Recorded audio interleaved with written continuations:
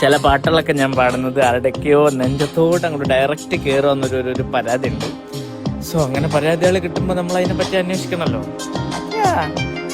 പൂവായി നീ കരളിൽ പൂമഴയായി മധുമാധുരി തേടിയലഞ്ഞൊരു വണ്ടായി ഞാൻ ഉണർന്നു. അന്നാദ്യം പാടിയ ഗാനം സ്വരമന്മരമായി ആരു പറഞ്ഞു ഞാൻ കണ്ടത് രാക്കനവാണെന്നാരു പറഞ്ഞു. ഏഴു നിറം കൊണ്ടെഴുതിയ എല്ലാം മഴവില്ലു വിരിഞ്ഞതുപോലെ ആരു പറഞ്ഞു.